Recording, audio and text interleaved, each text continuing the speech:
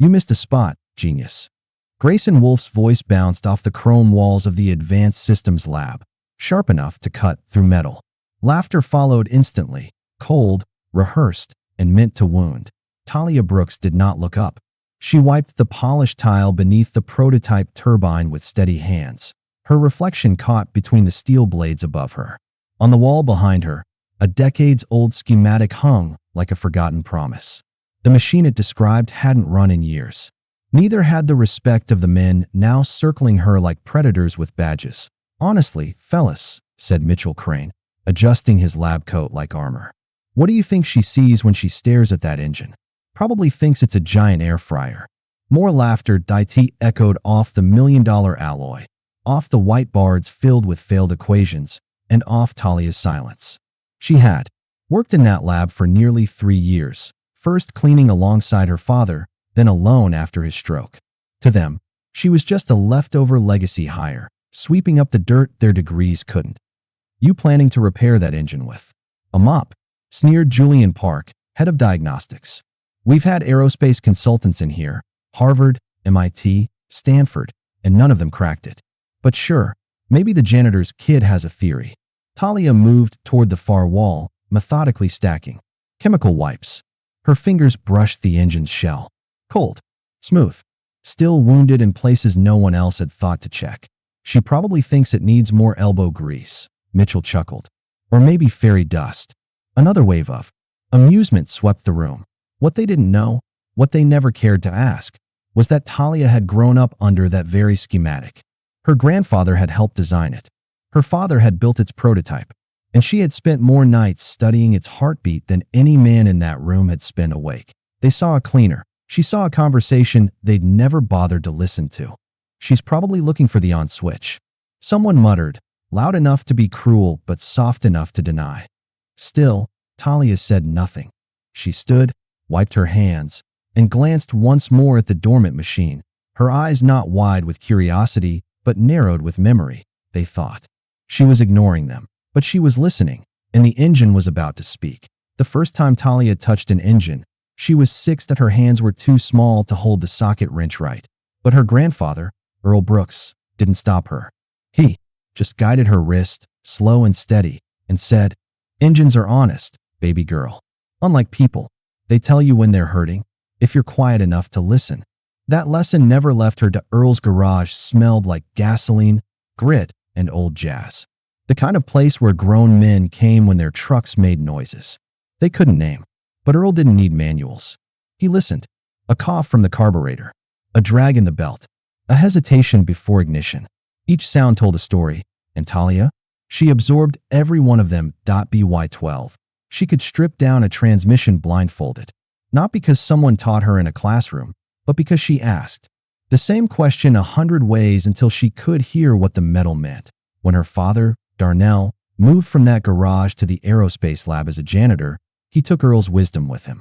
He used to come home after midnight with grease on his pants and drawings in his pocket.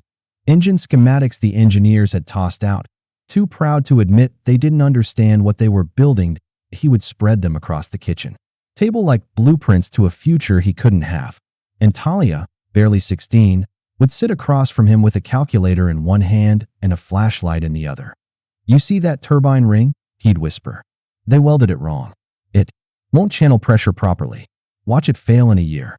It failed in 9 months. When Darnell collapsed in the stairwell one morning from a stress-induced stroke, Apex Engineering offered flowers and silence. They gave no pension, no recognition, just a new position to his daughter, a quiet shift from student to cleaner.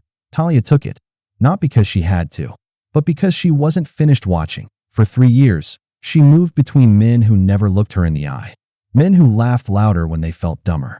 She memorized part numbers while sweeping, studied heat distribution while mopping. She counted rotations, airflow patterns, and failure rates while changing trash bins beside million-dollar designs. Sometimes at night, after the engineers had gone, she'd sit alone near the prototype engine, the one everyone called the company's greatest disappointment. It didn't disappoint her. She would place her palm gently on its steel flank and whisper the way her grandfather had taught her. "Where does it hurt?" She could feel the rhythm in her bones. A hesitation in the intake. A slow pulse in the coolant system. Nothing obvious. But to her, the silence screamed. They thought they were hiding the engine's failure. But to Talia, it was begging for help. She never told anyone. There were no certificates on her wall. No credentials. Just notes. Hundreds of them. Scribbled into notebooks. Diagrams traced from memory. Heat signatures logged from observation. All hidden in a worn leather satchel under her bed, next to a faded photo of Earl Brooks beside a 1971 Chevy Nova. The same Nova she rebuilt by herself at 18. The same Nova that still ran better than anything in the Apex testing lab. Every insult they threw at her, filed, remembered. Every technical term they misused, recorded, corrected. She wasn't angry. Not anymore. Because anger would have made her reckless. And recklessness never fixed an engine. Talia didn't want revenge. She wanted precision. She wanted to wait for the exact moment arrogance would collapse under the weight of truth. And that moment was getting closer. Make sure she scrubs the executive restroom twice. Grayson smirked into his phone. Wouldn't want our investors slipping on her ambition. Talia heard every word. She was 5 feet away, pretending to wipe down a wall that was already spotless. That Monday marked a shift. They weren't just mocking her curiosity anymore. They were trying to break her. By Tuesday, Julian Park had started accidentally, spilling coffee in her path. Not once, not twice. Every hour, like a schedule. Always near complex blueprints, so she'd be blamed if anything got ruined. She's trying to sabotage the lab. Someone whispered in HR. Mitchell Crane took it a step further. He'd crumple papers and toss them in front of her when she walked past, then stare down like a disappointed principal. Don't forget your real job, Brooks. That afternoon, she found a note taped to the broom closet. For engine repair, please consult janitor's daughter. Typed, laminated, proudly, displayed. Talia read it once, tore it down silently, and stuffed it into her satchel. The walls were tightening. But so was her resolve that on Wednesday, it got worse. During a cross-department meeting, Grayson interrupted the presentation. Can someone get Brooks in here? The turbine floor is dirty, and we can't have dirt confusing our diagnostics. Laughter erupted. Executives from R&D and marketing chuckled politely, unsure if it was a joke or just another Apex ritual. Talia stood just outside the glass doors, holding a box of replacement filters, eyes fixed on the screen as data errors flashed. In red, errors she had seen before. Errors none of them were connecting, but she stayed silent. Because Apex did not listen to people like her. Thursday morning, she arrived early. No one was in yet. She stood before the dormant engine, running through the specs in her mind like scripture. That was when she noticed something. A pressure reading etched in faded marker, next to a scratched panel she had always found suspicious. And then she remembered. Her grandfather used to jot notes on the frame of engines he worked on, just in case. If paper burns, he'd said, metal remembers. She rushed home after her shift, tore through the dusty crate under her bed, and pulled out one of Earl's old binders. There it was, that a yellowing notebook filled with sketches, handwritten diagnostics, and one line that stopped her breath. Turbine cooling fails above 500 m elevation unless intake valve is re-angled. System lies if sensor isn't recalibrated for altitude. Her hands trembled. It was the same engine model. Same miscalibration. Same oversight. The engineers hadn't just missed it. They'd never even looked. By Friday, the jokes turned venomous. Crane set his phone on the lab table, pressed record, and loudly announced, and now presenting. Dr. Janitor explains engines. Let's see how many views this gets on Slack. Talia had walked toward the prototype just to wipe off an oil smear. Nothing more. But his voice narrated it like a crime scene. She's calculating thrust using Windex and prayers, he laughed. Look at the form, guys. Pure NASA. By noon, the video had gone viral on Apex's internal feed. People from legal, accounting, even facilities were whispering about that cleaner girl who thinks she's an engineer. Someone left a toy wrench on her supply cart. A handwritten note read, "For your next rocket launch." That night, Talia sat alone in her apartment, surrounded by silence and the scent of Earl's old binder. Leather-worn, pages brittle. She didn't cry. She didn't scream. Instead, she turned the page, because humiliation had a pattern. And like any faulty machine, it only took a single set of skilled hands to take it apart. She reached for a red pen, circled 3 diagnostics in the notebook, and whispered to herself, "They've spent 10 years guessing." Then she paused, and "I've spent 10 years listening." By Monday, the video had taken on a life of its own. Employees from other departments now visited the lab during breaks, not for curiosity, but for the show. She gonna diagnose the coffee machine next? Someone give her a lab coat. Halloween's coming early. Talia said nothing. Not when someone left her a printed certificate that read honorary engineer in floor sanitation. Not when HR sent her a vague warning about unauthorized proximity to sensitive equipment.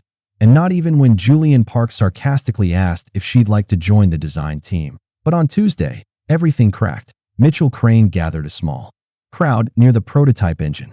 Grayson stood beside him, smirking. "So, Brooks," Crane said, voice loud enough to echo across the lab, "since you're so fascinated by our deadweight turbine, how about a little game?" Talia looked up slowly. She was holding a tray of degreasing wipes, fingers steady, face unreadable. "Let's see if you can find the real problem with this thing," he continued. 3 issues. You name them, you win. We each owe you $100. You fail. His eyes sparkled with cruelty. You never step foot in this lab again. The silence in the room throbbed. "Come on," Grayson added, mock encouraging. "You've been staring at it for 3 years. Might as well show us what you've learned with that mop." Laughter. Nervous. This time, Talia slowly set the tray down. Every eye turned toward her, expecting silence, submission, or maybe a breakdown. But instead, she spoke. "I accept." 3 syllables. Calm. Clear. No emotion.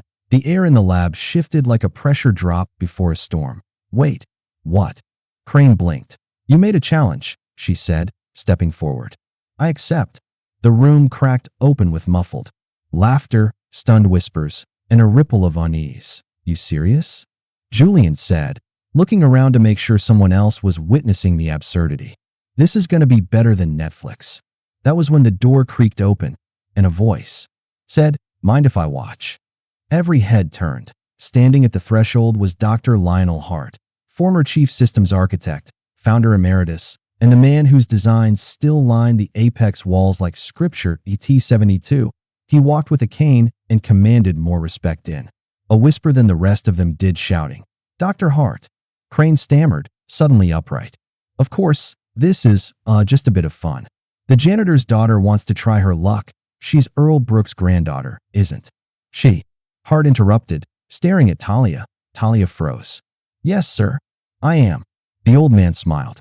"Your grandfather once fixed a pressure leak in my test rig with nothing but a socket wrench and intuition. Best diagnostic mind I ever met." The room fell silent. Hart stepped into the lab, nodding toward the engine. "He used to say this model hums differently above 500 meters. No one believed him. Crane's throat clicked. Hart looked directly at Talia. "Well, if you've got even a quarter of his instincts, I'd say this is worth watching." The smirks began to fade to a beat past. Then another. "Go on," Hart said gently. "Tell them what this machine has been trying to say." Talia stepped forward to no gloves. No tools. Just quiet certainty and 3 years of silent study folded into her spine. The crowd backed up instinctively, as if some part of them already sensed what was coming.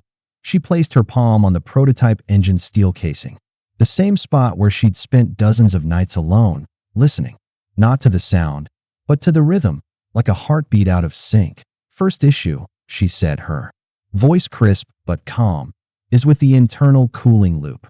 Crane squinted. "Cooling? We've monitored the thermal output for years." Talia nodded. "But only on the primary circuit.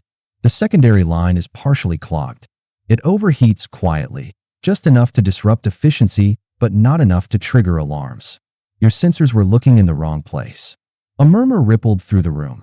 Julian instinctively pulled out his phone and began scrolling, checking diagnostics, cross-referencing, trying to disprove her on the spot. Talia moved around the engine. "Second," she said, pointing to a nearly hidden valve near the rear chassis. "You installed a pressure regulator rated for sea level." "So?"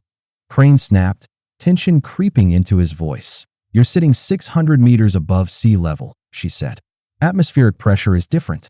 That valve's been compensating incorrectly. affecting combustion equilibrium. Dr. Hart's brow furrowed in surprise, then softened into admiration. Of course, he muttered. How the hell did we miss that? Grayson's smirk was gone. Talia wasn't looking at them.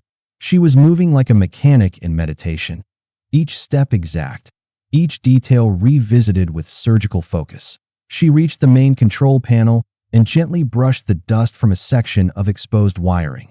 And this, she said, is your third problem. Everyone leaned in. You installed a high-end monitoring system, but you never calibrated it to this specific engine model. That's not possible, Julian shot back. We double-checked everything. We had consultants. Using generic specs, Talia interrupted. My grandfather said it best. Manuals teach you what's typical, but every engine has a personality.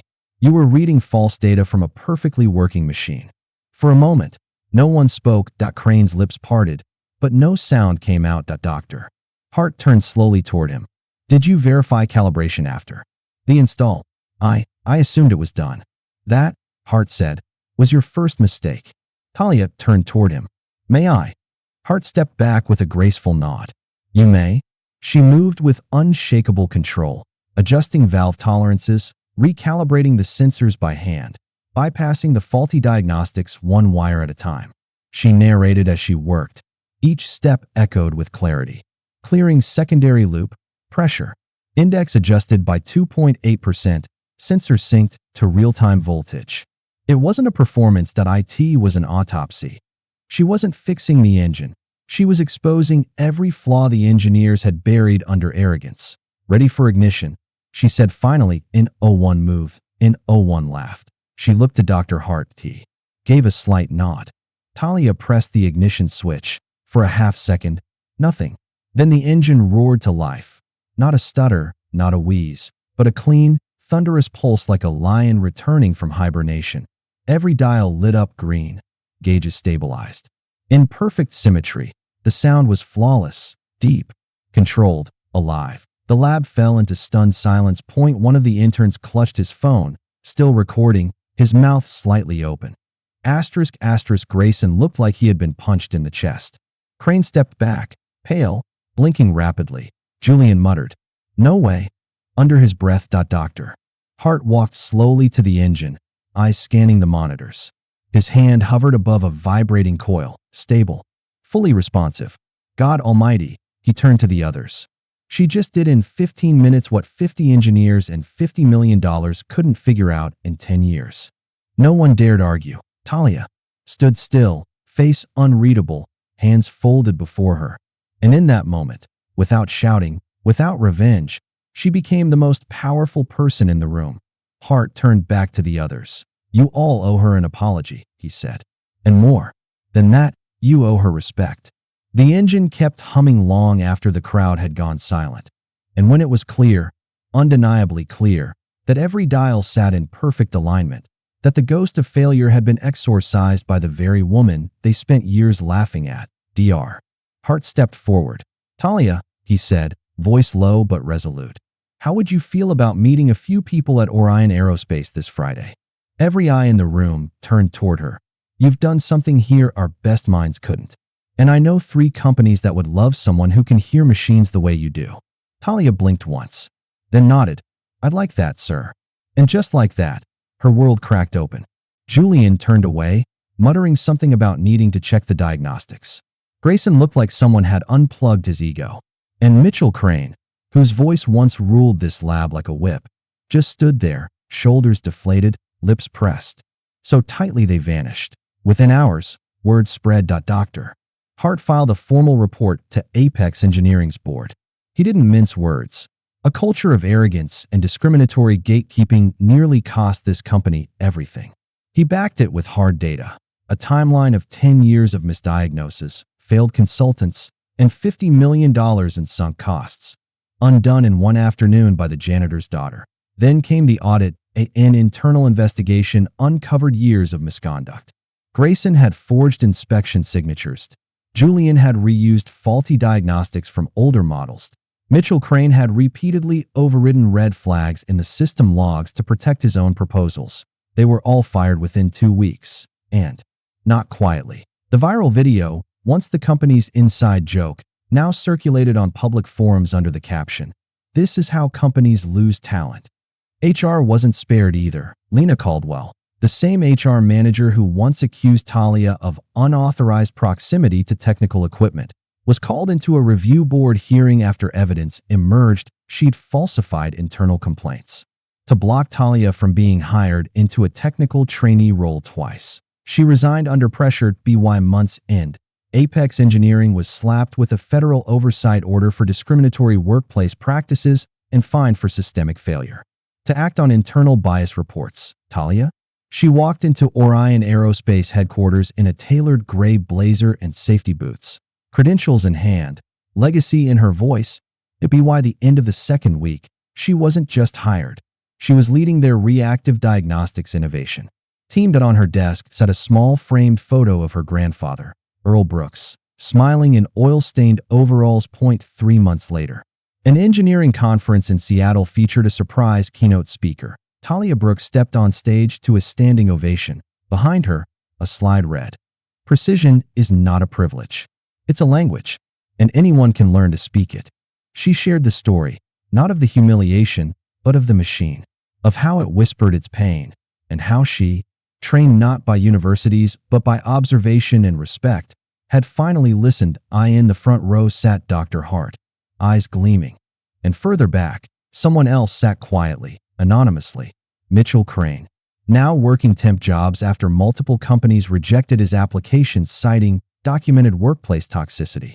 He did not clap, but he watched. As the same young woman he once mocked explained to hundreds of engineers how humility, not hubris, had fixed a $50 million engine, and in doing so, rewired the future of diagnostics. 6 months later, Talia Brooks walked the polished floors of Orion Aerospace with quiet authority.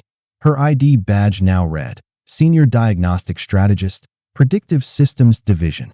Technicians paused when she entered a room, not out of fear, but out of respect. In Lab C, the same engine that once sat like a mechanical corpse in Apex Engineering now hummed with power and precision, its reassembled twin built under Talia's exact supervision. Engineers gathered around it daily, taking notes on its performance.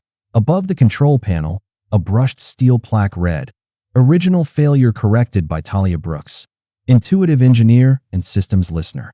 She never asked for that plaque, but someone remembered. Across the country, Mitchell Crane now worked at a third-tier supply chain contractor in Omaha, his name stripped from LinkedIn. Julian was attempting to rebrand himself on YouTube as a tech educator, but the comment section never let him forget. Lena Caldwell was in court, fighting a civil case from another employee she had mistreated. Talia didn't follow their stories. She was too busy writing her own. That spring, she returned to her grandfather's old garage, now converted into a local mechanics training school. She stood beneath the rusted sign that still read, Brooks Auto and Diagnostics, since 1968. Inside, on the wall, hung Earl Brooks' original notebook, open to a yellowed page that read in thick, oil-smudged pencil, "Machines don't lie. People do. Listen first. Then look. Then fix." Talia smiled and closed her eyes. The world had finally listened. Later that month, she delivered a keynote at the National Engineering Symposium. A viral clip circulated online, her voice clear, powerful. "My name is Talia Brooks. I was once a cleaner. Now I teach machines how to speak, and I teach people how to listen." Millions watched, and for once, they clapped for the right reason. And somewhere, in the soft memory of time, her grandfather smiled, because his greatest repair had never been a machine. It was the girl who learned to hear one.